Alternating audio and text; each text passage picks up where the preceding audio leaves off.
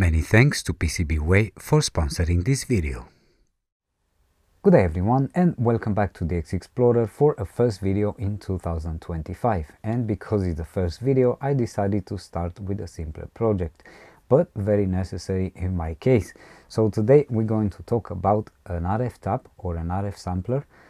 Basically, what is an RF tap? Let's say you have a signal coming in, 1 watt maybe, or 100 watts from your transmitter or your transceiver. Then the signal goes out to your 50 ohms dummy load, which is powerful enough to handle the power output of your transmitter or your transceiver. And here we have a second output which goes to your tiny SA or an oscilloscope, depends what measurements that you're doing. And this signal output is attenuated depending on the calculations that you do and the resistor that you put inside. In my case, I wanted minus 40 dB, and that's the way I built this RF tap. So we're going to take a closer look on this one, and probably towards the end of the video we'll talk a little bit about a second way of building an RF tap, which I think it's a little bit better than this one. Probably I'm going to try one of those two later on in the future, see if it performs better, and then I'll figure which one will be the final version that I'm going to keep here for myself. The reason why I wanted to build an RF tap is just because I received the tiny SA from Rolf. Many thanks to Rolf one more time for the tiny SA. And I really wanted to do measurements on the equipment that I built so far. And if you go on the blog lately, probably you got to see the announcement on top of the website that currently I'm updating the blog articles, and I'm trying to add some more information. And of course, because now I'm going to give you a spoiler alert, in the next video we're going to talk about the updated version of the PTTCO CW transceiver with just one transistor. And because I worked on improving the low pass filter, the very simple Pi network low pass filter, trying to get rid of harmonics, I wanted to measure and see if actually what I calculated and what I simulated on the computer, it actually works in reality, and I did get rid of the harmonics. So yeah, we'll talk a little bit about the PTTCO in the next video. But for today, we're going to concentrate on the RF tap. So yeah, let's open it up and show you how I built it, give you a little bit of details. We'll do some measurements, see if it actually performs well. But of course, I cannot continue without saying thank you to my friends at PCB Way for always sponsoring and supporting the DX Explorer blog and the YouTube channel. They have great PCB prototyping services, CNC, 3D printing, SMD stencils, and even assembly services. So if you want to order PCB boards for your PTTCO CW transceiver, for example, you can do that. And if you want, you can also order an assembled version, which will come with all the components installed on the PCB board ready for you to use it. Of course, you might have to do little tweaks on the low pass filter to make sure that it works fine. You get the proper output on the transceiver, but those are little things that you do at home once you receive the project. Not much to do with soldering. Most of the time. They also have a great module store where you can go pick up some interesting things that might be very useful for your projects. And again, I cannot stress enough about what I like the most is the quality of the PCB boards from PCB Way. And probably in a later video we'll talk a little bit about why I really like the PCB board from PCB Way, because I have some bad memories in the past. That's why I'm always saying PCB Way is the way. Alright, here we are, back to the RF tap. So I'm going to open this one really quick, and while I'm opening, I'm going to tell you that I built this one in an enclosure made with a double-sided PCB board, just because I could not find an aluminum box that I really wanted. And I thought it's a lot easier to build something smaller, just because the aluminum boxes that I found online here in Romania that were kind of big, and some of them had a strange way of closing the box that it would not allow me to work inside and do a little adjustments. So let me zoom in a little bit closer. So here's the inside of the RF sampler or RF tap. So here on the output BNC, on the center tap of the BNC, I have these two 100 ohms resistors, which basically will create a 50 ohms resistor. You can put just one resistor, which is 50 ohms. I didn't have one because I wanted metal film resistors, and I had these ones at 100 ohms, and I used these two to create the 50 ohms resistor. Over here, basically, you will also need to use metal film resistors. I have no idea what these resistors are, and they're kind of tiny. I want to actually use bigger ones, probably something around 0.5 watts. So my RF tap will be able to handle powers up to 100 watts. Even though I don't think that I'm going to test very often powers that big. Right now I'm working on an amplifier for my friend Vlad, Yankee Oscar 5 Bravo Delta Lima, and I wanted to be able to test that one, and that's the reason why I insisted on building this so quick. So this part over here, talking about the resistors, right now I think I'm using a 1 kilo ohm resistor over here, and these two are 680 ohms. Technically, in the original design for a minus 40 dB, I was supposed to use three 820 ohms resistors. I ordered those 0.5 watts, and what we have here, this wire next to the resistors, is basically a gimmick capacitor that will help you in flattening the SWR on the higher frequencies. So this is very similar to, if you're familiar with the end-fed half-wave antenna and the impedance transformer. It's basically the same concept when you add a 100 picofarads capacitor in the impedance transformer in order to flatten the SWR.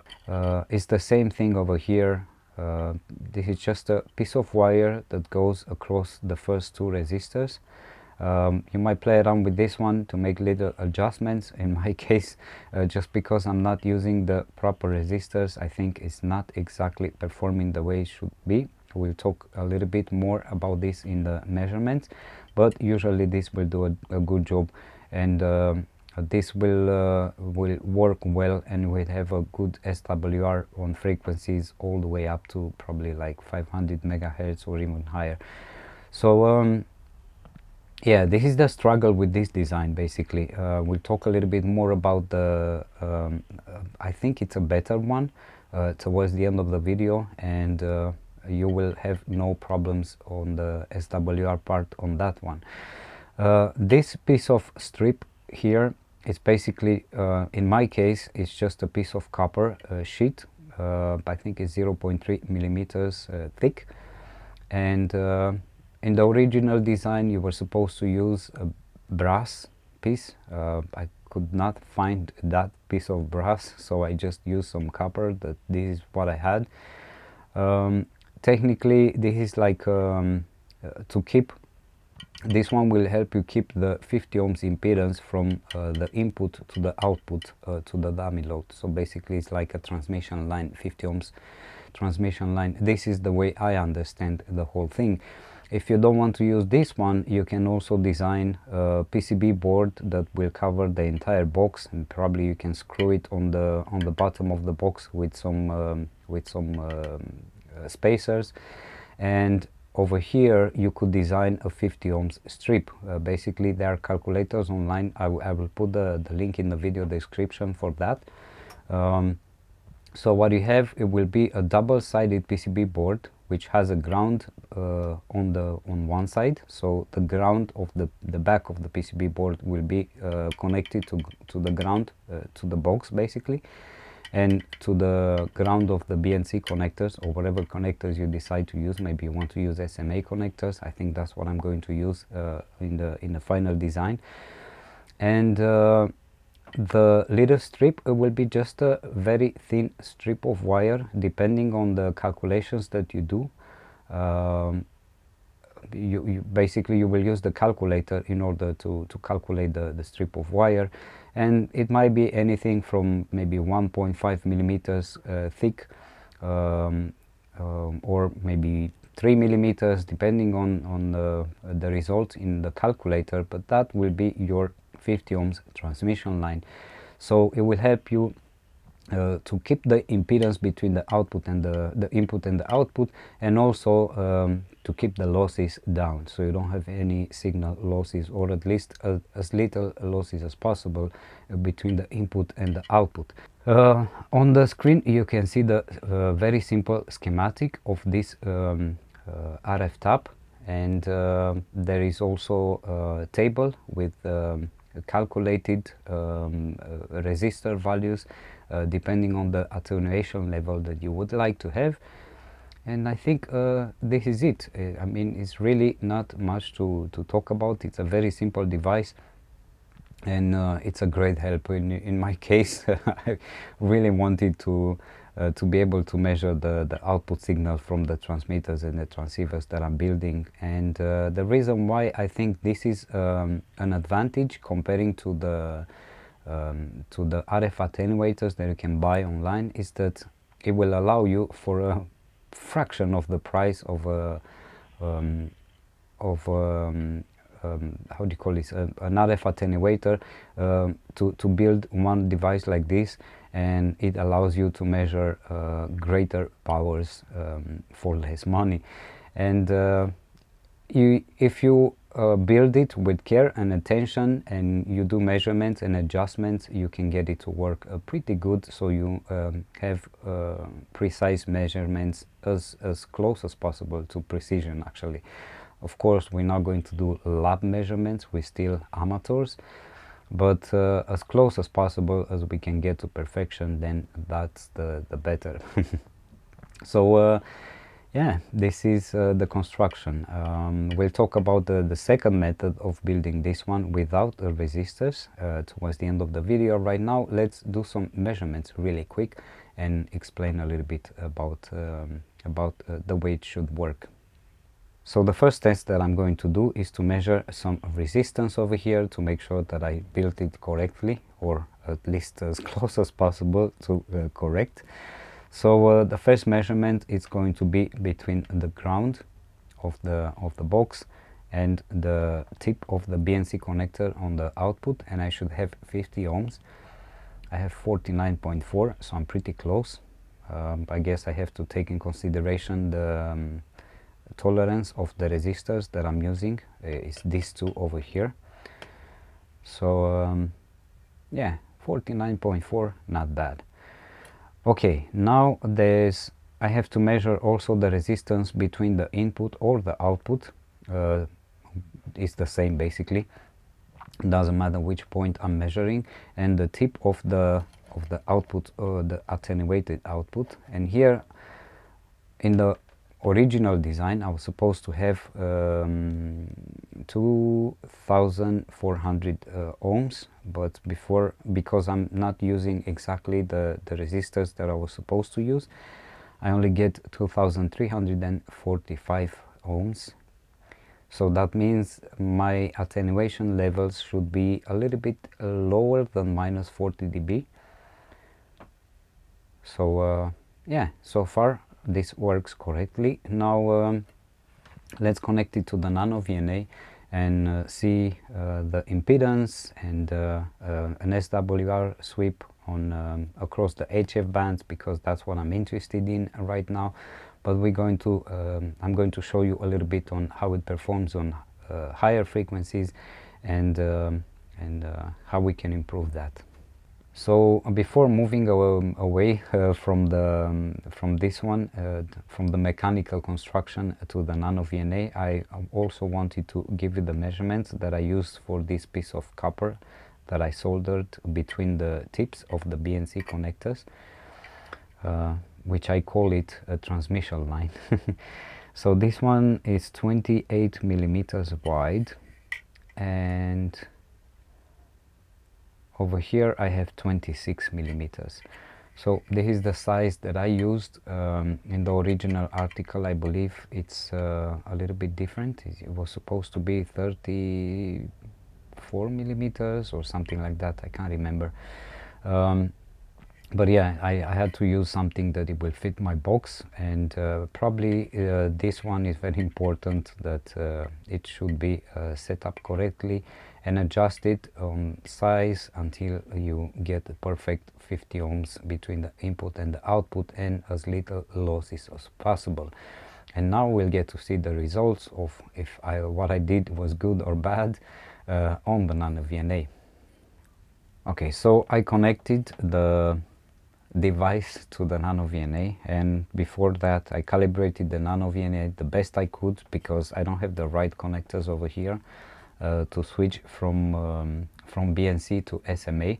That's the reason why I said that probably in the final version I'm going to use SMA connectors and just a simple adapter for the input over here. And I believe the final version would only have two connectors, the input and the attenuated output. The dummy load would be built in into the RF tap, basically. So here I'm using a short piece of coax cable that goes to the NanoVNA, and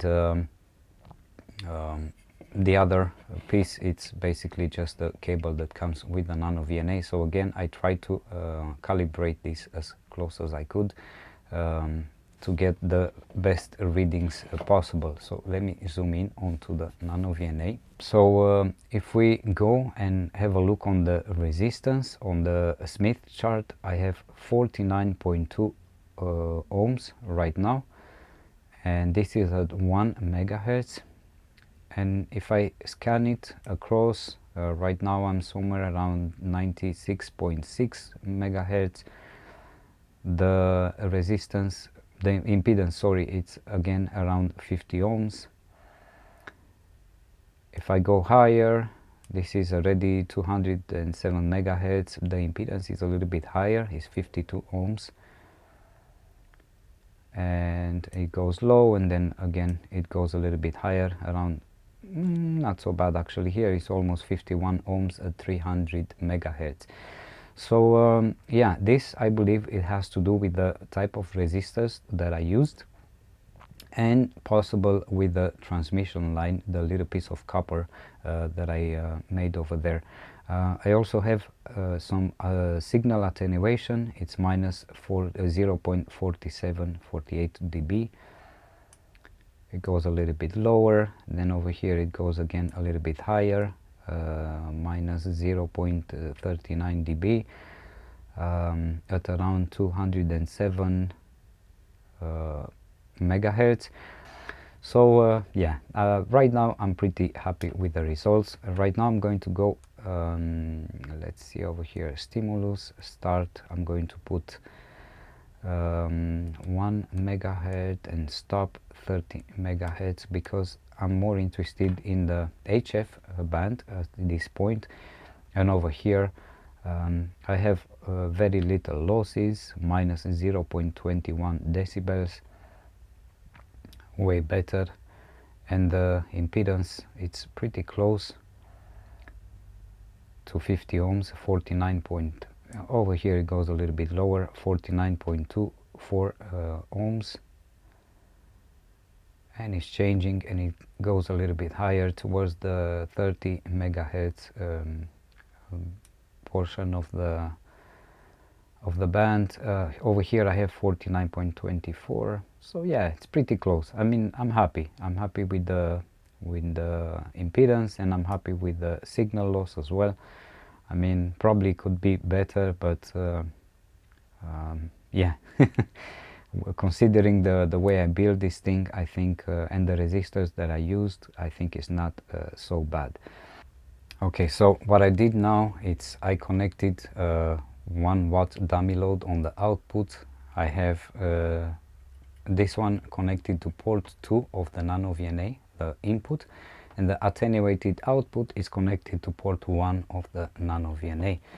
Now, if I have any glitches, just so you know, it's probably my connectors that are not making a proper connections because I'm keep moving this. So what we have here, let's go on 1 megahertz. The impedance again, it's 47.6 ohms, and the SWR it's somewhere around 1.050, and the attenuation it's minus 33.7, so almost minus 34 dB. As I was saying, I did not use the proper resistors, so the resistance is a little bit lower, and obviously the attenuated signal it's not exactly minus 40 dB. Let's go somewhere in the middle, around 15 megahertz. Over here I have 47.6 ohms impedance, 1.052 on the SWR, and minus 34.6 signal attenuation. And if I go higher on 30 megahertz, this is again minus 34.6 decibels attenuation. The impedance is 47.7, and the SWR is pretty much the same. So it does the job, and that means I can use the device to connect it to my tiny SA and do some measurement for very simple transceivers like the PTTCO that I built here. But we're going to do this in the next video. For now, I think it's enough. So yeah, I'm happy that it works. Now let's talk really quick about a second way of trying to build this RF tab, which I think is going to be a little bit better, especially when it comes to measurements and SWR sweep, and it will perform better on larger frequency span, and I think it would be a lot better, and you can adjust the the attenuation a little bit easier in a way, but complicated in another way. So let's talk really quick about that. So probably you remember the 2 scales RF watt meter that I built some while ago, and you can find the PCB board on PCB Way for this one as well. It's for QRP basically, so I think the biggest scale that I used over here is 20 watts, but I recommended that you will use the 0 to 1 watt scale and the 0 to 10 watt scale, because at the end this is QRP. 20 watts is no longer QRP. So on the back over here, this one works well for HF, and with a little bit of tweaking and adjustments on the back over here on the resistors, you can calibrate it for VHF or UHF as well. So it works well over there as well. But I think there are minor differences if you set it up for HF. It will not give you exactly the proper power output on VHF and UHF, so you have to recalibrate it. And for that reason, I think I will redesign this PCB board and probably install it separately. So I will have 2 wires coming from the PCB board to the meter over here, and I will install the PCB board horizontally under the meter, basically in the box, with 2 potentiometers on the outside, so you can actually make adjustments a lot easier from outside, and you don't have to open up the meter all the time in order to make the adjustments. Or probably I will design a separate one, and I will leave this one just as it is. But what I used in this one is this oversized 250 watts dummy load resistor, which is not on a heatsink, just because I'm using the basically the PCB board as a heatsink, considering that I'm only outputting 10 watts, and I've been playing around, and I've been using this one with 10 watts or pretty close to 10 watts, somewhere around 8-9 watts. and it was not overheating. It's heating up, of course, if you transmit for too long, but for short bursts of transmissions, for testing purposes, it's fine. It doesn't need a heatsink. But of course, I want to be able to measure bigger power, and what I want to do is to actually create this new version of the RF meter with the adjustments over here. But the signal that will come into the meter, again, I will build it on 2 scales. It will actually come from this RF tap. So basically it would measure from minus 40 dB output of the RF tap. So that means I will adjust the meter accordingly to show me the proper power, but I don't have to deal with the dummy load being inside the meter. And the dummy load will actually be installed in the RF tap. And that's I think the final version that I'm going to use. And I will not use resistors. So basically what I'm going to have is this resistor probably installed on a big heatsink, and the heatsink will be somewhere somehow included as part of the box in the future, and it will be probably on the wall over there, and I will have a 50 ohms connection, probably as short as possible, between this connector and this tip of the dummy load. So probably, who knows, maybe I get to build it in a way that I will not have any strip of 50 ohms line. I would basically just connect it straight to the BNC in a way or another, or to the SMA connector. Probably I'm going to use SMA for sure in the final version. So the idea is that I will have as little losses as possible, and I will also keep the 50 ohms impedance of the resistor, so I don't have headaches on that part. No need to build this piece of metal and so on, a microstrip, 50 ohms microstrip, and all this sort of stuff. Now over here on the output, basically I'm just going to have an SMA connector or a BNC connector, whatever connector you want to use. There will be no more resistors. It will just be a piece of wire that goes close on top of the RF resistor to the dummy load basically. And depending on the length of that wire, or the distance between the wire, probably a thick wire, so we will not move in time. Once you set it up, it will stay like that. That will be the adjustment of the attenuated signal. So the build process is going to be a lot simpler than this one, what I built right now. But the adjustment part is going to be a little bit harder, because in order to be as precise as possible, so let's say you want minus 40 dB, then you will be able to do that by adjusting the distance or the length of the wire close to the